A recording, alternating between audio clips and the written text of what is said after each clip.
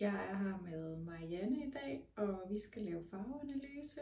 Marianne har været så sød at sige ja til at være med i videoen i dag. Marianne og jeg, vi har faktisk mødt hinanden tidligere, for er det 2 år siden? Det er deromkring, ja. Det er omkring, hvor jeg var hjemme ved Marianne og lave farveanalyse. Så du har prøvet det før, og jeg har sagt ja til at være med i dag. Ja. Så det glæder jeg mig til. Må jeg tage dit hår ud? Det gør du bare. Ja, det gør jeg. Og Marianne, du har jo det her ufatteligt lange, flotte, sunde hår, som ser meget naturligt ud. Det er der også, der har vist engang været lidt farve i her og der, men der er ikke noget særligt lige nu. Nej, det har det her gyldne skær. Og så har du virkelig noget sundt, tykt hår. Ja. Meget, meget flot. Og når man laver farveanalyse, og man har med en klient at gøre, der har sin naturlige hårfarve, så kan man egentlig godt bruge håret som en del af analysen. Hvis man kommer og har det farvet i en anden farve end sin egen, en markant anden farve end den man er født med, så vil vi gerne pakke det væk. Så kan man for eksempel få et hårbånd på og sætte det op, så man ikke rigtig kan se det. Men med den her naturlige hårfarve, så kan vi egentlig godt bruge det i dag. Så det har jeg tænkt mig at gøre. Det er i hvert fald kun solen, eller primært solen, der har lysnet det, hvis det har lidt nuancer. Ja, ja, for det har lidt spil i, så kan man godt se. Jo, det kan man nemlig. Ja, lyser hernede, og mørker er oppe ved dine rødder. Ja. Meget smukt, meget sundt hår. Godt. Og du har en lille halskæde på. Ja. Er det okay at tage den af? Det gør du bare. Godt. Jeg har også et par øreringe. Vil du også gerne have dem af? Nej, ved du hvad? De bliver måske skjult lidt af håret. De bliver nemlig lidt skjult af håret, og de er ikke så store. Nej. Så lad os bare lade dem sidde. Okay. Jeg gør det lige. Godt. Nu har jeg fundet de første drapes her, som er sådan en lille opvarmningsøvelse, jeg plejer at lave. Så kan du fortælle mig, hvad for en af dem her, der er kold, og hvad for en, der er varm? Den pink er kold, og den orange er varm. Helt rigtigt. Godt. Så vi starter med den varme her. Den får virkelig noget glød frem. Står rigtig godt til dit hår her. Ja. Fin farve. Så har vi magentaen her, som er en kølig farve. Den har en lille smule blå i sig, som man måske vil bemærke. Ja, en flot farve, men meget kontrastfyldt til mig. Ja, lige præcis. Det her, man måske skal stille sig selv spørgsmålet, er det Marianne, der har farven på, eller er det farven, der kommer med Marianne? Ja. Der vil helst have, det Marianne, der kommer med farven. Ja, trods alt. Prøv den her igen. Ja.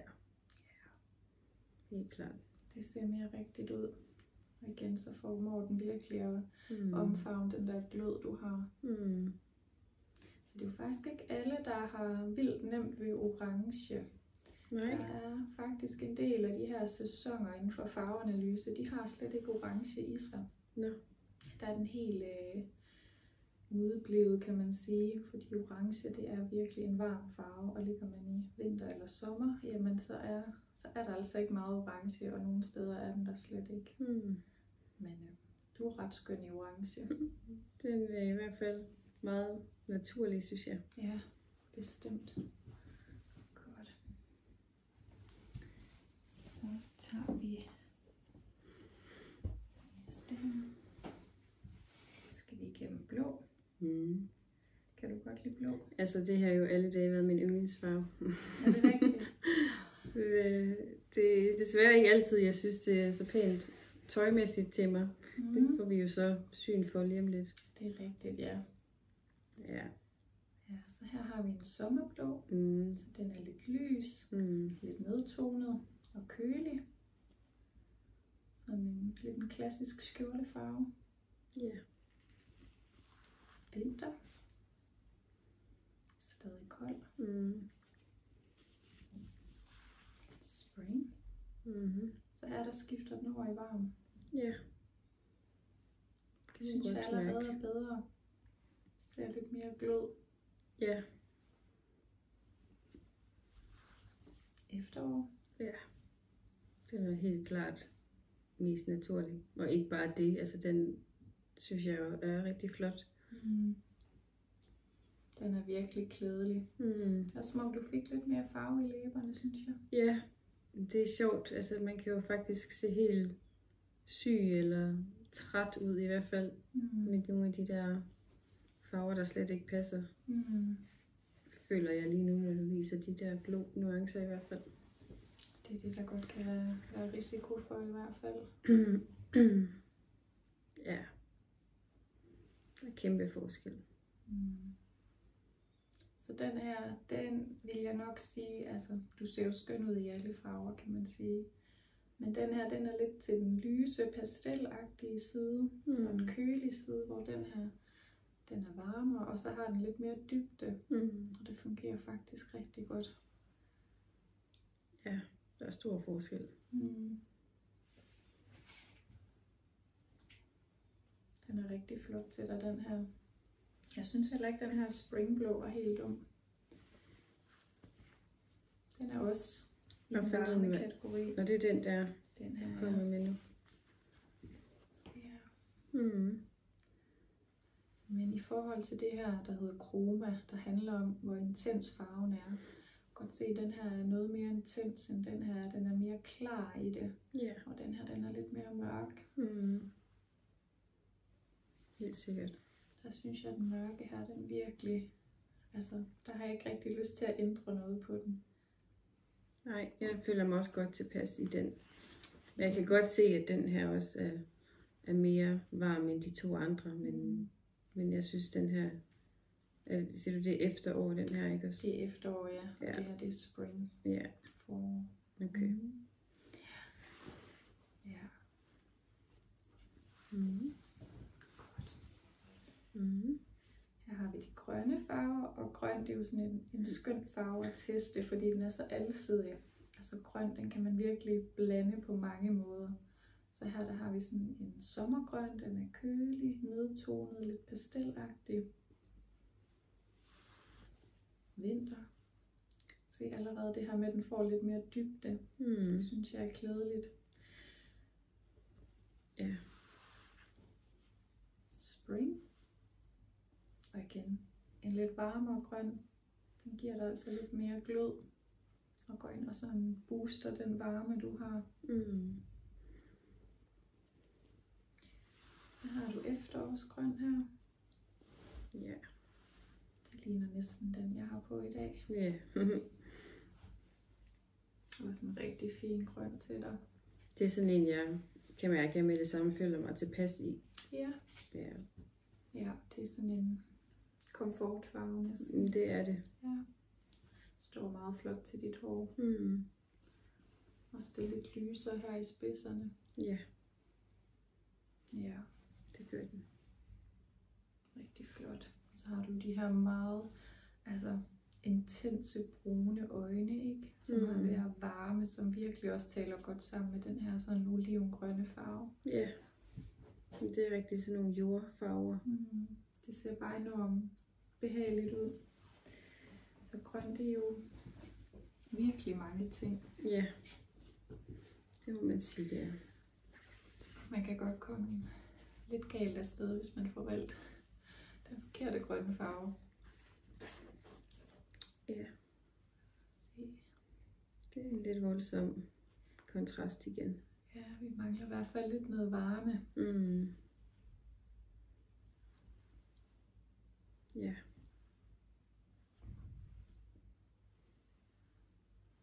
Helt klart. Der er i hvert fald noget mere sådan, inden for farveanalyse, der taler man om farveharmoni. Hvad er det, der harmonerer?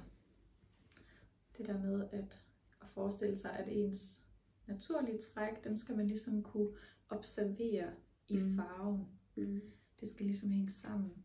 Og det er som om her, der ser vi sådan en større harmoni mellem dine naturlige træk og så farven. Ikke? Det er som om det passer, det er som om det er en sammenhæng. Her, der bliver det sådan lidt mere et afbrudt helhedsbillede. Tydeligt. Ikke? Jo. Og det er jo egentlig det, farveanalyse handler om, det der med at finde ud af, hvor i naturen du befinder dig. Ja. Og så bygge ovenpå med det. Ja, og fremhæve det, man har. Ja. Altså de farver, man har. Præcis. Godt. Prøver vi den lilla her. Mm-hmm. Jeg er ret vild med lilla. Det er der ikke så mange andre, der er, fornemmer jeg. Nå, det er da en dejlig farve. Det er altid syntes. Ja, det er dejligt, du synes det. For jeg kan godt høre, at den er sådan lidt... Og jeg vælger tit, altså ikke altid til tøj, men til ting generelt. Jeg har altid synes lilla, man bliver glad af lilla. Ja. Jamen, jeg synes også, den er ret skøn. Det er den. Men igen, det er som om, jeg mangler lidt dybde her. Til ligesom at sådan komplementere den her dybde, du har i øjnene og brynene. Og se allerede her, som om det fungerer en lille smule bedre. Ja. Se nu der. Får vi lige lidt mere varme. Helt klart. Så Ja. fungerer altså rigtig godt. Du har brug for noget varme. Ja, de der lyse bestiller, de er lidt for sarte til mig, eller jeg er for sart til dem. Eller... I hvert fald som om vi... der er et eller andet, der går tabt, ikke? Altså vi savner lige noget mere saft og kraft i farven, hvis man kan se det som... Altså den her er jo så skøn til dig. Helt klart. Og der er et eller andet med lilla og brun. Ja. Dine brune øjne, ikke? Jo. Der bare virkelig komplementerer hinanden. Ja, helt klart. Men jeg føler mig også tilpas i sådan en farve her. Ja. Ejer du noget i den her? Nej, det tror jeg for ikke tøj, nej.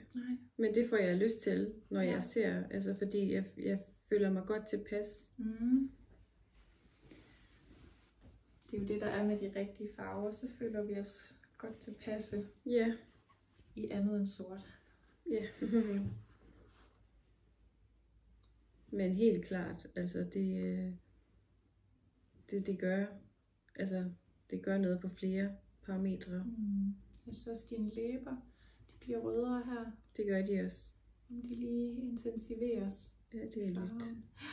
Så jeg synes, jeg kan se de her pastelfarver, de kan godt udviske dig en lille smule.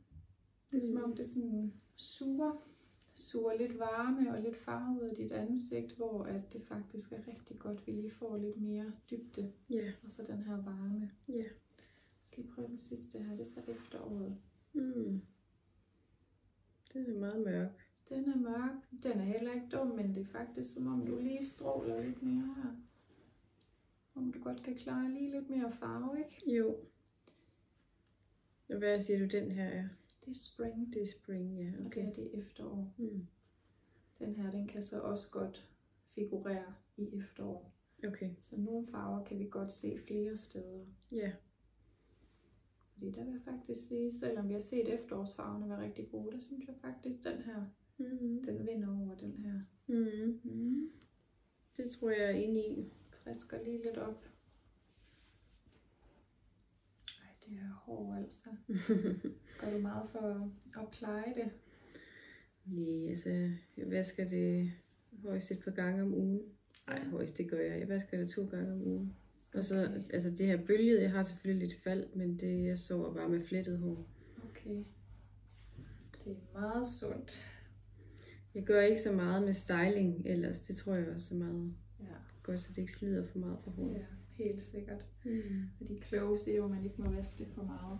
Ja, og ikke bruge for meget altså føn og glat og sådan noget.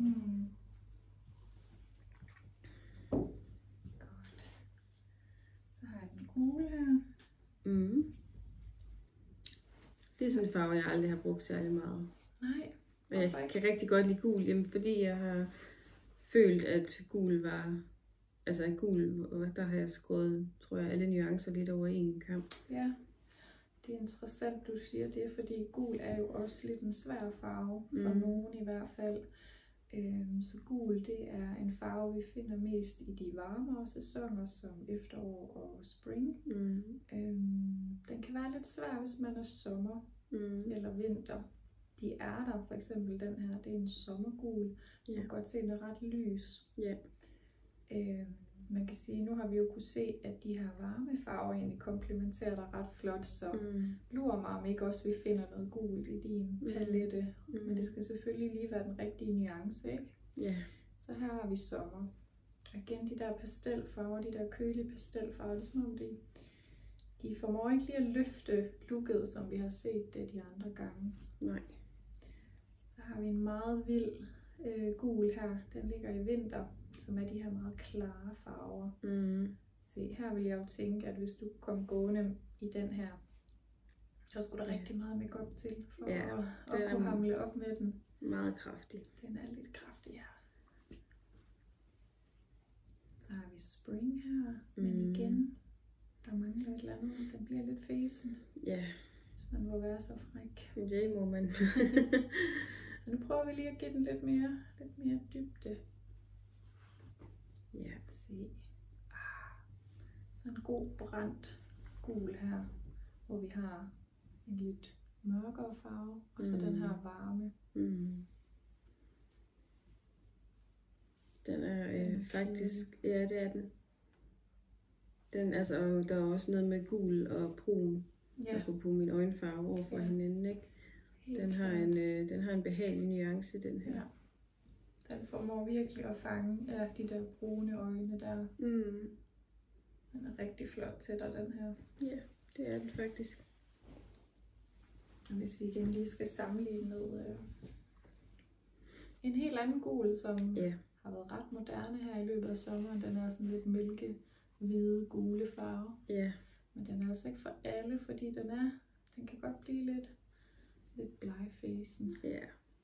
På nogen i hvert fald. Hvis den komplementerer andre super flot. Så igen det der, altså pastellerne. Du er jo smuk i alle farver, men det der med, at de lige får lidt mere dybde. Jamen der er der kæmpe forskel. Altså, og igen, jeg føler mig tilpas. Altså jeg synes, altså mit samlede look er, altså det er jo markant anderledes nu, end med den efterårsgule der. Ja.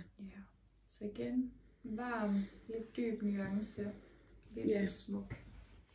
Ja. Godt. Nu har vi rød her.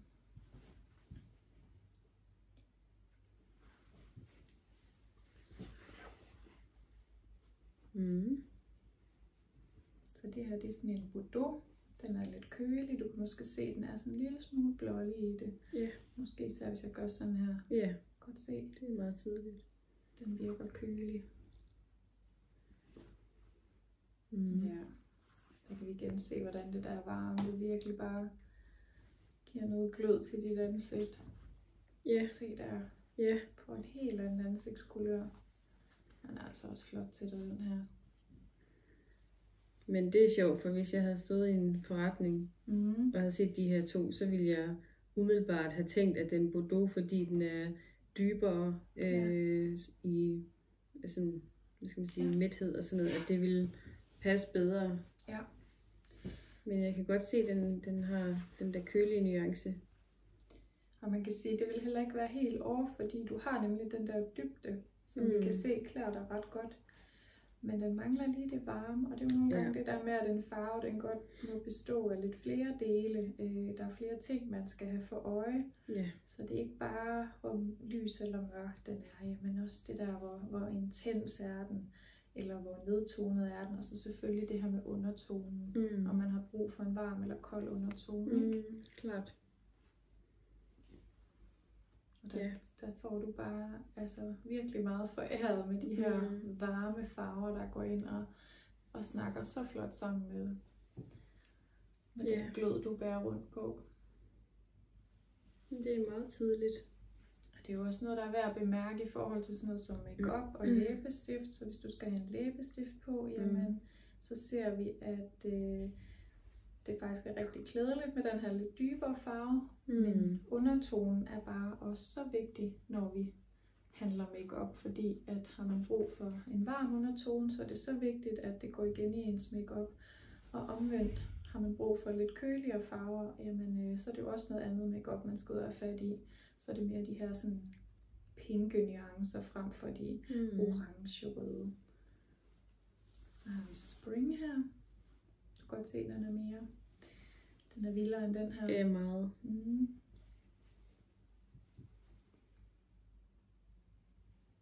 Helt klart. Jeg synes faktisk, du slipper rigtig flot afsted med den her også. Det er jo en farve, der virkelig vil noget. Ja. Men det er som om igen, at den her måske lige er lidt bedre afstemt. Den har lige, ja, der er noget med de der, lidt som du siger, det er ikke kun mørke og lyse farver, der gør forskellen, men den har... Men den er heller ikke dum, den her. Nej. Det synes jeg bestemt ikke. Det er den heller ikke. Og det er altså jo sjovt at tænke i forhold til læbestiftfarver og sådan noget. Der vil jeg netop tit have tænkt, at for mørk ville være for voldsom, men når du kigger på de her især rødlige nuancer her, der er det tydeligt, at hvis den bliver for orange i det, så vil det være, altså med en for orange undertone, så vil det være for kontrastfyldt. Men rød er en dejlig farve til dig, det synes jeg helt sikkert. Ja, det er det. Så har vi den lyserød her. Ja, det har jeg i hvert fald ikke meget tøj i. Det har du ikke? Nej, det tror jeg ikke. Ja, det har jeg ikke. Nej. Nogle gange ser vi jo også, at rød er mere klædeligt end lyserød, og omvendt er lyserød mere klædeligt end lyserød. Ja. Nej, end rød. Ja. Og det er også lidt interessant, fordi vi kan godt have tendens til at tænke, at rød og lyserød, de er så ens, ikke? Altså, de er lidt i familie, de har lidt samme nuance, men den ene farve kan godt lidt udelukke den anden, hvis det giver mening. Så man kan opleve, at rød er faktisk meget bedre end lyserød, eller omvendt, lyserød er meget bedre end rød. Se, den her vil jeg jo sige bliver for bleg til dig. Helt klart. Så har vi en, det er også en kølig gammel rose, du kan måske se, den er sådan lidt grålig i det. Den formår heller ikke helt at fange den der varme, du har. Nej. Så har vi Spring her. Ja. Den er heller ikke dum. Nej. Men igen skal jeg sådan lige sammenligne med den røde. Ja. Som om det ikke er helt. Men altså, bestemt ikke dårlig den her. Det er også sommer, det her. En ret kølig sommer. Den har den her bærnuance. Ja. Og vinter. Ja. Den vil jeg sige, den er for meget, ikke? Ja, den er ikke god. Den er ikke god, nej. Nej.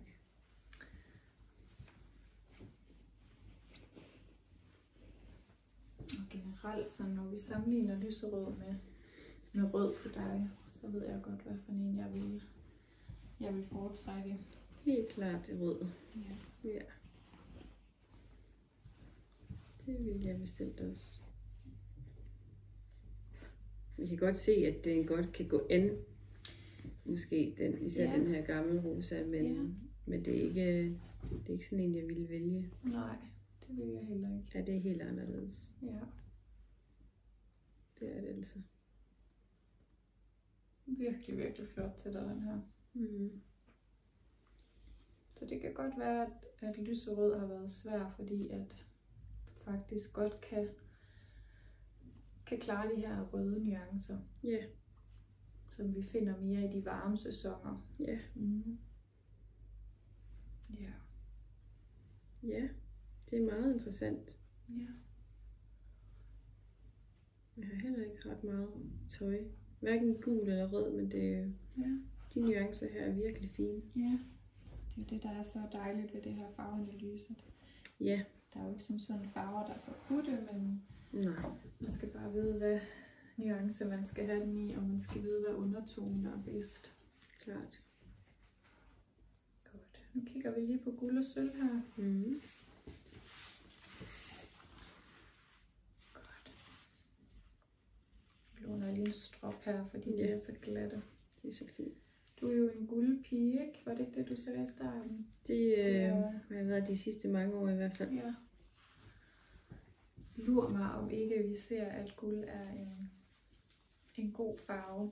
Fordi man siger jo, at guld, det passer bedst til efterår- og forårstyper, fordi det er det varme, hvor sølv er bedre, hvis man er vinter eller sommer, fordi det passer bedre til de her kolde farver. Ja. Så prøver vi lige at se her. Ja. Vi får lidt samme følelse som ved pastelfarverne, når du tager den sølv op. Kan godt udvaske dig en lille smule. Der er i hvert fald slet ikke den her glød, den taber vi lidt på gulvet med den sølv her. Ja. Det kan jeg godt fornemme.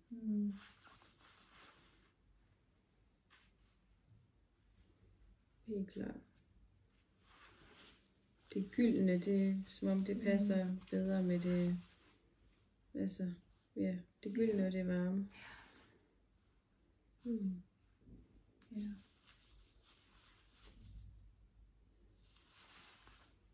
Ja, det får en helt anden sådan gyldenhed hernede, en anden glød håret også. Ja. Det er jo igen det der med, det er jo ikke fordi, at bare fordi du tager din halskæde på, så får du den der effekt, fordi den er så lille. Men det kan godt have noget at sige i forhold til, hvordan det sådan lige falder på huden. Så nogle gange kan man opleve, hvis man egentlig vil have bedst af at gå med sølv, så kan man godt opleve, at guldmetallet, det kan se lidt billigt ud på en. Fordi det ikke passer, og omvendt, så kan man få sådan en helt radiant hud med et sølvsmykke, hvis man har den her kølige undertone. Okay.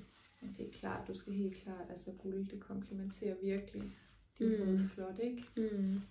Fordi du har den her gyldenhed i huden. Den virker meget kold, den her, ikke? Ja, det gør den. Det gør den. Ja, det ser enormt naturligt ud.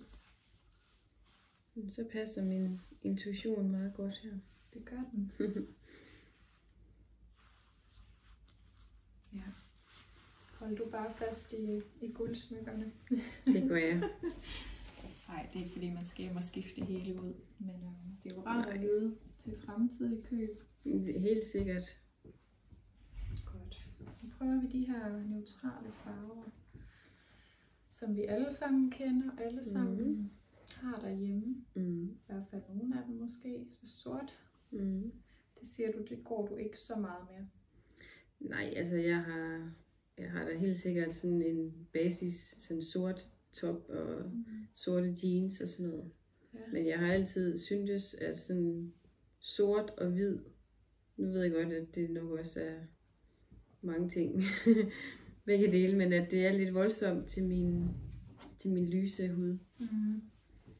Ja. Det er nemlig det sort og hvid, som jo er klassikere i tøjskabet. De hører faktisk til vintersæsonen, som de her kolde, klare, lidt hårde farver, ikke? Ja. Lad os lige prøve den grå her. Det er også sådan en klassisk neutral farve. Ja. Men den er kold. Ja, den er ikke god, synes jeg ikke. Du får i hvert fald ikke den der glød frem. Nej. Man kan sige, at grå kan jo også være mange ting og komme i en varmere nuance. Men den her, den er kold. Lad os prøve at se en brun, om ikke allerede vi vil opleve, at, klart.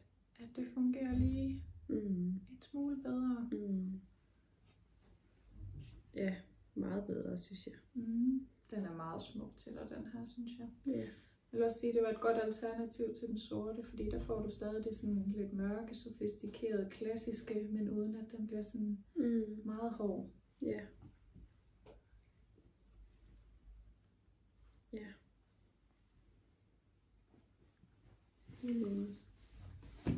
Prøver vi en brun mere, den er så lige en my varmere, den her. Du kan godt se, den er sådan, den er lidt mere gul-orange, ikke? Jo. Se hvad den er. Det synes jeg godt nok også, du godt kan klare. Og det er sjovt, fordi det er sådan en farve, jeg måske ville være sådan lidt bange for at vælge. Eller... Ja. Fordi den er lidt speciel. Ja, den er lidt speciel, ja. Men den er faktisk virkelig fin. Den er lidt mere safe, den her, ikke? Jo, det kan man sige. Det, der er interessant lige at bemærke med den her farve, det er, hvordan den virkelig fanger nogle af dine toner. Altså især dit hår, ikke? Ja. At her, der synes jeg, vi får en farve, hvor at det bliver sådan lidt en forlængelse af dig. Det kan jeg sagtens vælge. Og så kan man sige, bliver den her farve lidt for meget mig? Altså, jeg savner måske lidt kontrast til den. Men du ved, som en blazer eller en trenchcoat eller et eller andet, hvor du har noget af den, men så kunne man kombinere den med en lidt lysere farve, måske en cremet eller sådan noget. Så vil du få det bragt ind i looket, men uden det kommer til at fylde det hele. Ja. Så det handler også om, hvad er det for et stykke tøj, og hvordan vil man bruge det. Selvfølgelig. Godt. Så har vi sådan en camelfarve her, også en klassiker. Lidt køligere end den der. Ja.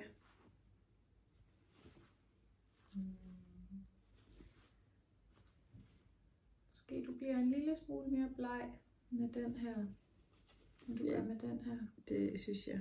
Ja. Men jeg synes ikke, det er helt ligesom med pastelfarverne. Nej. Selvom den her også er lidt... Den ligger faktisk også i spring, den her. Okay.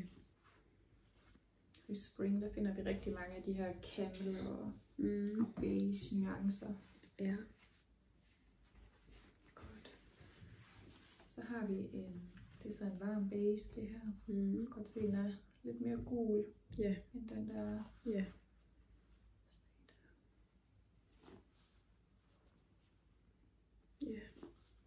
Det er jo sådan noget, man også kan tænke lidt over, når man skal, altså det er jo ikke sikkert, at man har lyst til at gå med en masse farver, men man kan i hvert fald inden for sådan de der neutrale basisfarver, så kan man jo overveje lidt, når er jeg sådan en, der ligger jeg lidt mere herover i brun og beige, eller ligger jeg lidt mere herover i sådan en grå, sort, kridhvid. Ja. Ikke? Og så kan man allerede der træffe nogle mere bevidste valg. Ja. Så, og du ligger helt klart mere over i det varme, så vi har set gang på gang i dag. Det er tydeligt. Så det næste, vi ligesom skal kigge på, det er lige at gå et skridt videre ned i analysen. Og det vi har kunne se med den første del her, det er, at varme har helt klart noget at sige ved dig. Det kunne godt være, at det havde været lidt sværere at se, om det var varme eller kolde farver. Så kan man være det, der hedder neutral, og falder sådan lidt imellem to stole. Du er ret tydelig, at du har brug for de her varme nuancer. Ja. De må heller ikke blive alt for hidsige, de må ikke blive alt for klare, alt for pang. Så det placerer os i en lidt mere nedtonet palette, så derfor så ligger vi i efteråret. Så det er sådan det næste, jeg lige vil teste på dig, det er efterårsfarverne. Ja. Ja, sidder du stadig okay? Det sidder så fint. Det er godt. Jeg tænkte, det vi lige kunne kigge på her, det var hvid, som vi lige var inde over før, med hvid, som jo heller ikke bare er en hvid. Hvid kan være mange ting, og det her, det er sådan en kridhvid, som mange tænker på, når man siger hvid. Du kan godt se, der er forskel på de to her, ikke? Bestemt. Den her, den knækker over en lille smule gul. Ja, den er meget bedre. Ja, det er den. Den er lidt hård ved dig, den der. Ja. Du vil måske opleve om sommeren, når du får lidt farve, hvis du er sådan en, der får lidt farve, så kan sådan en kridhvid være lidt nemmere at få til at fungere. Ja. Har du oplevet det? Ja, men det er egentlig ikke en farve, jeg går ret meget efter. Nej. Så hvis du ved, at jeg skal have en lys skjorte, så vil du være opmærksom på, at den knækker lige over i noget varmt. Altså det har jeg intuitivt altid synes var pænere. Ja. Men det er det også tydeligt sjovt, her. Ja, det er du det. siger det, ikke? Altså Jo. det der med, at intuitivt har jeg selv observeret, at den kridhvide er lidt hård ved mig. Og det synes jeg tit, jeg oplever det der med, at folk de kan godt se, at der er et eller andet, der fungerer, eller noget, der ikke fungerer, men man mangler lige det der sprog for, hvad det er, der fungerer eller ikke fungerer, eller hvorfor det fungerer. Og det kan nogle gange være det her med undertonen, eller at farven skal have en bestemt dybde, eller den må ikke være for klar. Nej. Det er selvfølgelig forskelligt alt efter, hvem det er. Men ja, hvid er heller ikke bare hvid. Nej.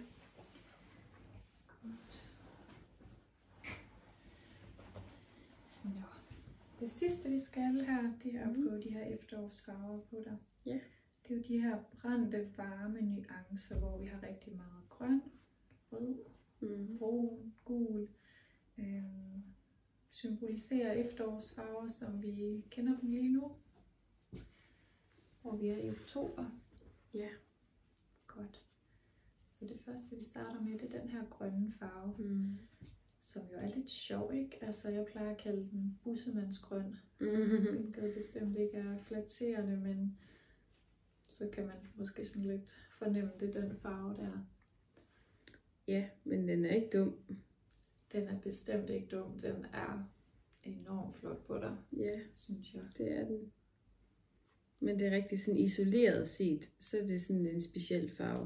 Ja, så er det måske ikke sådan en farve, man lige vil storme hen til, hvis den hang i butikken, vel? Nej. Så vil man måske mere gå over til den der lidt mere olivengrønne, fordi den er, den er lidt mere sikker på en eller anden måde, ikke? Klart. Men prøv lige at se. Den er faktisk rigtig fin. Ja. Altså helt klart. Ja. Den er virkelig flot. Hvad hedder den? Den hedder nok ikke bussemandsgrøn. Den hedder... nej, det ved jeg ikke, om jeg kan sige. Chartres? Ja, det... Hvad er det så? Jeg erklærer mig enig. De vil ikke sælge meget med bussemands... Med bussemandsgrøn? Nej. Det tror jeg heller ikke. Den er god. Flot til dig, ja. Ja. Godt, der har vi mere rød. Den kan jo også noget. Fantastisk flot også. Ja, det er den faktisk. Brun har vi også været forbi før. Ja. Også et rigtig godt alternativ til sort, som vi også snakkede om før, ikke? Altså, fordi du får lige den der varme, du får stadig det mørke. Så har vi den her turkise. Lidt mere intens. Ja, den er lidt mere intens. Der skal man måske lige være påpasselig, hvad er det lige, man vælger. Det er måske ikke ens yndlingsstrik, men det kunne måske være en farve, der indgik i et eller andet. Jamen, det kan jeg godt følge, hvis den ikke er sådan den primære eller alt for dominerende. Det skal ikke lige være en buksedragt. Nej. En orange her. Ja. Det er også det, vi snakker om i starten. Orange, det er bestemt ikke en farve, du finder i alle sæsoner, men du finder den her i efteråret, og det var jo også en ret fin farve. Kunne vi se der i starten. Også en farve, der passer utrolig flot til guld. Ja. Det er jo også bare en efterårsfarve. Det er det bare, ja. Og man kan selvfølgelig også finde en lidt mere brændt version. Den her, den er lige lidt mere larmende. Ja. Men du kan bestemt godt bære det. Rigtig, rigtig klædelig. Ja. Det synes jeg også. Har vi sådan lidt en laksefarve her. Det er sådan en, jeg altid har været lidt i tvivl om måske. Ja, sådan lidt tilbageholdende med. Ja. Hvorfor tror du? Jeg har følt den lidt, eller de der pastelfarver bliver for sådan for vag på en eller anden måde i det. Ja. Der er også et eller andet, når vi bevæger os over i de her lidt mere korale, laksede, lyserøde farver, så kan de godt begynde at imitere hudfarven lidt, ikke? Ja, selvfølgelig. Og jeg tror nogle gange, det er det folk, de sådan, de kan godt lide, at der lige er lidt mere kontrast. Så hvis du har en blå, så får du jo meget mere kontrast. Ja. Og den her, den har lidt, godt imitere farverne lidt. Det kan den da sagtens. Men hvis du nu prøver at forestille dig det make-up, sådan en lidt koralfarvet på kinderne, eller øjenskygge eller sådan noget, så kan du måske forestille dig, at det faktisk er ret klædeligt. Ja, både fordi det så vil, altså det vil også være sådan lidt netop i forlængelse af mine naturlige farver, jo så. Ja, lige præcis. Lige præcis. Det er også vigtigt, når vi snakker make-up, det der med at finde nogle farver, der bliver en naturlig forlængelse af din egne farve, eller dit eget farveskema, fordi så er det, du får sådan et mere harmonisk, naturligt make-up look. Klart. Men det er klart, man kan selvfølgelig bruge rigtig meget make-up, og så plejer jeg også at sige, så kan du make-up dig til den sæson, du gerne vil være. Hvis du bare lægger et tykt nok lag på. Jo. Men hvis man godt kan lide det lidt naturlige. Hvor en flot den her var. Meget. Wow. Og det er også sådan en klar farve, som jeg igen godt kunne være lidt sådan bange for at vælge. Men jeg synes virkelig, den er flot her. Ja, ej, og det er jo vildt interessant, du kalder den her klar. Ja. Fordi nu er vi i efteråret, så er det faktisk lidt rolige farver. Ja. Men den her True Autumn palette, som vi tester på dig lige nu, det er de mest klare farver i efteråret. Ja, så du har Dark Autumn, de er mørkere, og så har du Soft Autumn, de er lidt mere støde i det. Så det her, det er helt klart den klareste palette. Okay. Men du er også, altså, du er et efterår, der kan klare lidt farve. Så du vil også kunne låne farver fra, Spring, som har lidt klare farver også. Okay. Men måske mere med måde. Se lige den der farve. Ja, den er jo super flot. Ja, det er sådan rigtig klassisk, sådan skovgrøn. Eller flaskegrøn. Ja, det er en dejlig farve. Se sammen med dit hår her. Ja. Der er jo ikke et øje tør. Den er virkelig rar. Ja. Den er meget, meget smuk til dig. Ja. Der er vi måske mere ude i en strik, ikke? Så det kunne godt blive en god alsidig yndlingsstrik. Ja, sagtens. Ja. Så igen, den der dybde, der er lidt klarhed i farven. Og så den varme undertone.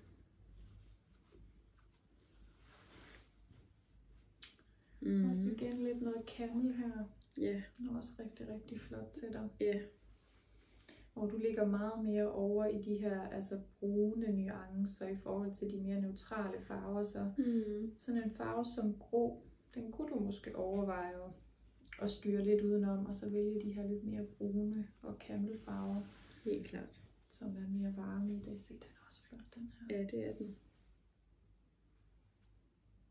Det er den. Også en god basisfarve. Ja. Ja, det er sjovt med de røde der. Ja. Det er virkelig en god farve. Ja. Det har jeg ellers ikke meget tøj i. Nej. Det kan jeg jo lave om på. Jeg vil så også sige, noget jeg har bemærket, det er, at jeg synes, der har været rød fremme, men det har typisk været den der Bordeaux-røde. Ja. For den har været kold. Ja. Og det er jo det der, man lige skal være opmærksom på. Selvfølgelig, at rød ikke bare er rød, så de er nogle gode røde. Den skal lige knække over i noget varmt, ikke? Og det gør Bordeaux ikke. Den har den der kolde, blå undertone. Ja. Men den her, den er virkelig også flot. Det er den. Den vil du også kunne tage på læberne, og det vil falde så naturligt ind.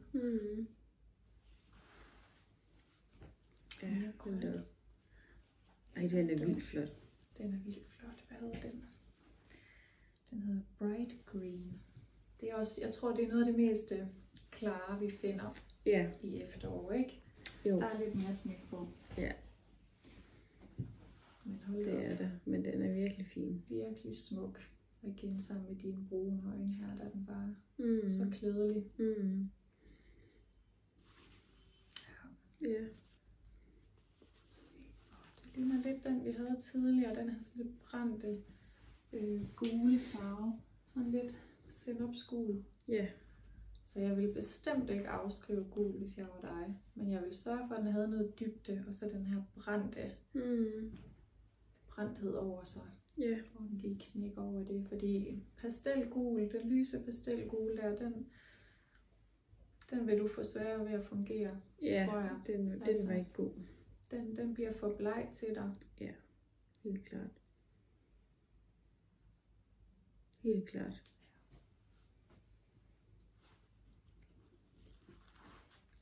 Ja, sådan lidt en terracotta her. Den er også god. Fantastisk. Ja, det er den faktisk. Ja. Helt klart. Ja, det er bare her, hvor alt går op i en højere enhed, ikke? Der har man slet ikke lyst til at ændre på noget. Overhovedet ikke. Det er bare... Men det er meget interessant, nu hvor du bruger hele den her True Autumn palette, at selvom der er så stor forskel på farverne, og der er også flere farver, der er uvante for mig, men der er ikke nogen, der føles for meget eller forkerte. Altså det kan man simpelthen se her. Ja. Det føles altså naturligt. Ja, der er ikke noget, der er off. Nej. Og det er jo her, hvor det her farveharmoni, det igen kommer i spil. Altså når vi bevæger os rundt i vores sæson, som det jo hedder, jamen så er farverne tilpasset til os på den helt rigtige måde, når det kommer til altså farvens undertone, farvens værdi, det her med hvor lys eller mørk den er, og farvens kroma, det her med hvor nedtonet eller klar den er. Ja. Og så kan farverne jo variere rigtig meget, men hvis de her 3 elementer, de ligesom er nogenlunde på plads, jamen så er det, at man bare får en masse farver, som tilsyneladende kan se meget forskellige ud, men de har nogle ting til fælles. Ja. Så får man mange muligheder. Også rigtig flot, den her. Det er den. Ja. Så har jeg lige nogle af dem, jeg synes var rigtig gode på dig. Ja. Den her var rigtig flot. Meget. Den her Oyster White var også virkelig flot. Så allerede her kan man også begynde at lege lidt med nogle kombinationer, der kunne være sjove. Den her synes jeg også var flot. Ja. Det er den.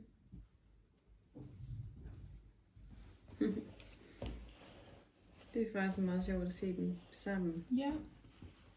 Kunne du finde på at lave den kombination af farver? Jamen, når jeg ser det her, ja. Men hvis jeg sådan kiggede på mit tøj derhjemme og havde lige de her farver, så det er ikke sikkert. Altså, det er sådan, man skal prøve det på og se det sammen i samspil. Ja. Og hvad er det lige for nogle stykker tøj, og jamen, det er det. Hvad skal man og sådan noget. Så man kan se, hvis vi lige skal opsummere, Marianne, så ligger du i en True Autumn sæson. Der er også nogen, der kalder det en Warm Autumn. Ja. Men det er i hvert fald de her varme, lidt nedtonede, brændte nuancer. Og det du især skal være opmærksom på, det er, at de har den varme undertone, den her lidt gullige undertone, og så er de lidt mørke i det, og så må de ikke blive alt for pang, hvis man kan sige det sådan. Så pangfarver generelt kan godt, det er i hvert fald ikke det mest harmoniske, og omvendt de her pastelfarver, og især de kølige af dem, de bliver sådan lidt blege til dig, hvor de må egentlig godt have lidt mere dybde. Så de kan godt have det med at udviske dig en lille smule og gøre, at du måske står og tager på og oplever, at jeg ser lidt bleg ud i dag. Og de her, de omfavner ligesom den her varme, du har. Så en True Autumn. Ja. Så din sæson, det er jo lige her nu, kan man sige. Det er simpelthen nu, jeg skal ud og shine. Ja, lige præcis. Ud og omfavne. Ja. Sæsonen og efteråret. Nå, Marianne, nu er vi faktisk færdige. Og du vil få din farvevifte og dit farvekort, dit make-up-kort her lige om lidt. Spændende. Ja, så kan vi lige sætte os ned og snakke om farverne. Men tusind tak, fordi du ville være med i min video i dag. Og så vil jeg ønske dig rigtig meget held og lykke med de her nye efterårsfarver. Det var en fornøjelse. Og meget spændende. En øjenåbner helt sikkert. Dejligt at høre. Det var hyggeligt at have dig med.